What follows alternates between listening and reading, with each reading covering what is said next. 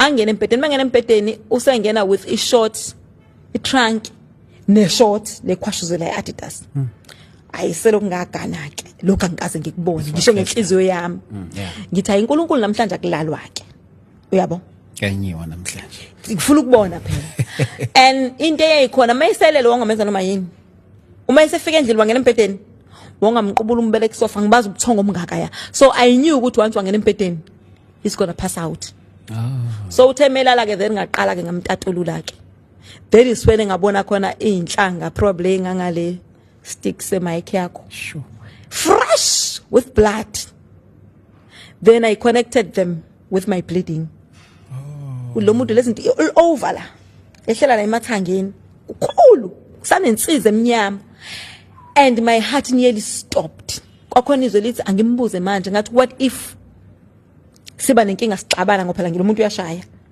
engishaya manje la ebusungu zokwenza njani engafuni ukubuzwa angilinde kuthi angilalanga kangiqamela isifubeni sakhe ngilinde ukuthi mekwakhushuza nje lapho I'm taking trip to the bathroom phela angithi ngiyableed anginamandla then mhlawumbe avuka ngabo 6 then ahamba ebathroom amesebuya ngibuza ukuthi hawu mkami indaba ngikuthekela ama tampons nama pads then asephelile ngithi I should be asking that question because when ufike nalezi zinto and then now I'm bleeding waze ngani would I was going to have such heavy flow so kube ukuthi I appreciate unkosi appreciate ngiyakuthengela izinto but then accuse for izinto but then he said something very deep athi kuyona Ntokozo inkinga engikuyona manje akusiyona lo ibuka manje ngisenkingeni enkulu kakhulu and ngiyakudinga ezumngami inkinga engikuyona is very deep so mase ngithi mina no ngathi mina ebuhleni nasebubini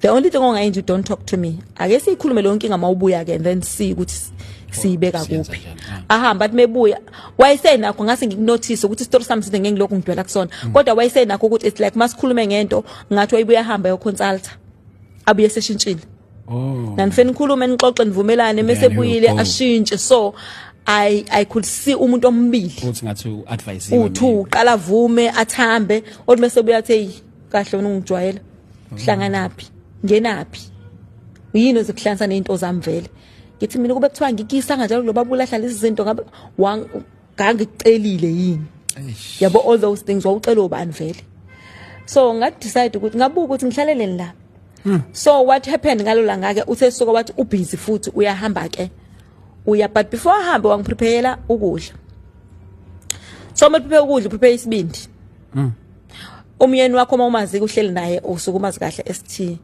ukuthi ubehave kanjani umyeni uma engapheka mina kodwa mase kufanele kuphakwe noma kuthiwa ngangigula kanjani ngangisukuma mina ngiphake but that day wangilethele embedeni lokho kudla and then like I was saying ukuthi I'm just having heavy flows now uzongiprepare isibindi is half cooked how dare you yabo kunginenge lokho kudla ngalendlela ukuthi nje angikufuni ngisukuma ngizenzela isandwich le peanut butter but lento ayithatha ibeka athi ayingicela ukudla futhi mawusukufuna beka microwave it was a huge disappointment ngidlanga lento ngikubuke lokudla ngithi wayi lokudla kufanele ngikudle namhlanje then ahambe ke isikhathi ehamba I'm weak ngiyeza ukuthi I'm like ngihambe ngihlale kusofa ngifuna ngene umoya and then uma wami amsekho kube ngathi uyadlula angibuza uhlaleleni la uma uvela because uma usashona shuthi I'm just imagining ngiyange ekhaya December ngangasebenziswa ngiyanga nezinto bonke leyo nto leyo guilt yokuhlala ukholela ukuthi uma wakho is ispirit sakho si present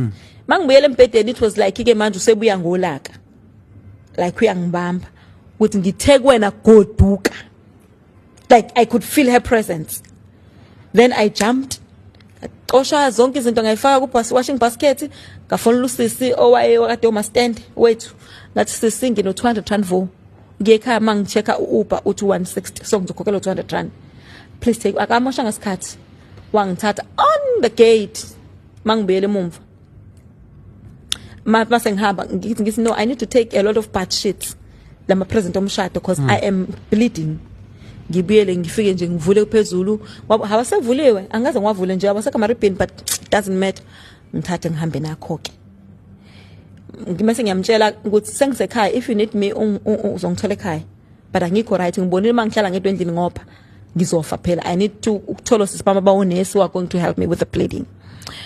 So ngithi ke uma ngabe sengifika ekhaya ke ngiqale ke manje ngifile izinto ezi weird, like I could feel the presence yakhe engekho.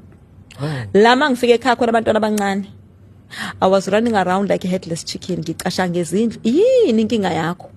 Serious? Angazi nami, but mangivala amehlo noma ngithi ngiyalala, it's like uzongintshontsha, like ungisa kumuntu. But you could see him. Okude I could see, but abamboni.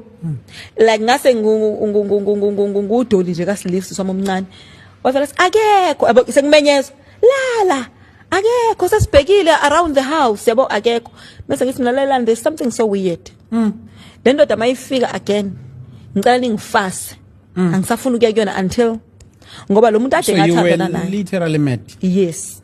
Lo muntu ade ngathandana naye ST, but angikwazi mangicabanga kuvele ukukhukhumala isifuba. Ngishaya uvalo, ngishaya ama butterflies ayenge nje yayana. So mangilala ke ebusuku, then afike in a dream. Kuna lento sengithe kuyena ngangifoneli. Angangifoneli angiWhatsApp kuphela. So ngithi mangithi ngiyalala, that day then there was a phone call in a vision. Uyena. So ngilibamba ucingo, but yabo ekhanda lami nento bengithenge ngilibamba ucingo lwakhe. So mangilibamba ucingo lwakhe ke ebesethi kunohambe ngifuna ukulithatha mngami, but angikwazi ukulithatha without you. Bese mina uhambo lulolo. Bese no uhambo lujulile, but ludinga wena nkosikazi wami. But ngavuma ukuthi ngizolithatha nawe. Ngithi but wavuma kanjani ngingekho mina? Bese mina hambo lulolo. Ufu lolo hambo lingasahambe ngingekho, awulikhanseli ngani? Athi mina ngisakwazi ukulikhansela lelo hambo because sengithatha inqumo ezinkulu kakhulu neinzima kakhulu. Bese ngithi mina no, mase ngithi mina usubulela umuntu out of the blue. Atela no, something like that. Ngithi mina Paul simi ngabo namhlanje babuyela uNkulunkulu. Nawe find anyone engamazi, uvume whatever, then we'll take it from there after lokho. Athi ngempela mngami immediately meqeda ukushinevala ucingo esithikwa ngathi khonto engishumpula umqala. Serious? So when I woke up ngifonela lo mfundisi ongisiza, angalubamba ucingo baba. Wazangifola ngolana ekuseni, what I did not pick up your call because ilwane ziyalalela. Uma ngikukhulekisa. So I was interceding on your behalf.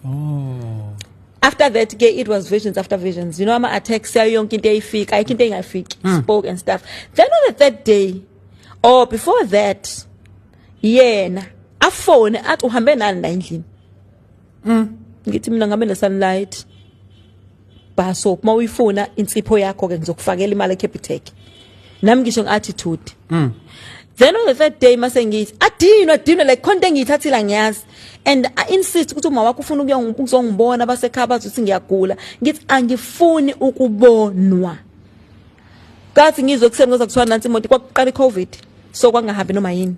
Kwakhamba imoto ezisebenzayo. Then waboleka imoto yasibari wakhe yakamasipala. Bafika ngayo. Angimoto masipala zayihamba phela. Yeah. Mabefika kuthathuna nayibo wemana ngogogo. Mangithi hayibo ukhona, and uhamba nabantu abaneutral abangazi lutho, but uhamba noma bazofuna mina ngivele ngithi like khathani na ngikho hambile ngenyangeni ngikhiyele ekamereni. Nosoma omncane athi nama ngiyilapho, nomncane athi nama ngiyilapho. They stayed for 2 hours. Behlele dining room. Then I only got to find out ke sekufika sisibami no auntie sesiya kumfundisi ukuthi yini ke le yayifuneka. Le yanto eyayi plastic. Kwakuyinto engathi igazi. Angazi ukuthi ayivele phi. So kusho kwakufuneka le yanto ke ngathi yawumuthi. Ngangibaleke, so I always say mina in my escape ngafana nolokhuzana no Joseph wabaleka nengubo. Yabo akekho umuntu ongangitshela ukuthi mina but ST ungikhiphe emshadweni wami, ubani ungikhiphe emshadweni wami. Mina khonto engaphuma naye ngabona ukuthi uNkulunkulu ukube wena ubungekho mina ngabe ngifila. This was usuku lokufa kwami. And ngangiqala ukubona umfundisi ngaleli yalanga ekhala for like 2 hours akazange akuthini. Wayekhala. Wangibuza wathi namhlanje I'm asking myself ukuthi uphume kanjani. La and okungithusayo uphuma usa right, yes, u compromised, but abantu abaphuma bayaqhaqhazela baba nelizivyo zokuthi bangakwazi ukubamba bayasangana ekhanda, but you are still saying u confused, yes, but usaphila. Athi lolu hambo belubucayi kabi. Waqala ke lapho ngitshela ke nje lonke uhamba ukuthi this was this and umyeni wakhe ufikile kumina ngamtshela ngalento nangomngozi bakhe washo ukuthi amehlo akhe abasekuphi abase ngcebe nabantu aba around yena ukuthi iba indoda wena bekezela uzomthola umunye umfazi noma engashona lo. So ikhona elinye ilanga akalala nawe during that time kule process or kwagcina ngalela langa phela ilapha engabale engaphuma ngalo phela lapha akaza kuphinda ahlangana nami after that. Ila engabaleka ngalela ila engaphuma ngalo emshadweni wami. Waphuma ngalela. Ngasikhathi ngibaleka nje ngaphuma ngithi phela ngekhaya kanti sekuphuma kwama sengibona into ezingijahayo sengithola nama revelations kuma visions ukuthi yini lento engibhekene nayo. Facing reality. It was difficult because ngangiyibuza ukuthi lo muntu uyaqonga ube nento meaning why me? Why engikhethele lento? And it was difficult to forgive him. It was ngalo mina ngilo muntu oxoxayo. So njalo mangenza into ngangimemezela kubangani ukuthi usengishayele sengihambile. Ngalo ngangitshelanga umuntu. Ngayiphumela ngayihambela ngahlala ekhaya kwaza abasekhaya bangisupport abasekhaya wangithatha uanti wami omncane ngahlala eNewlands for a year esithingi ngaphumela eminyango. Sure. Ngangisaba kwasana ukufana nemoto yakhe. Imoto nje edumayo. Kwangathi khona into ezongitshontsha. Because lento zazingishontsha ngisho ngilele ebusuku. It was a back to back fight. So kahle kahle ngangiyingane emzini kaanti egadwe ingane uanti emsebenzini. Ebusuku ngilala noanti empedeni. Angilali nomunye umuntu. Futhi mangilele noanti ngifaka ingisho inyawo zami anda yena ukuze ngimuze ukuthi ungibambile. And ngange ngivongela ngengithandazela lento engangasayazi nami ukuthi nawe uyaphila yini.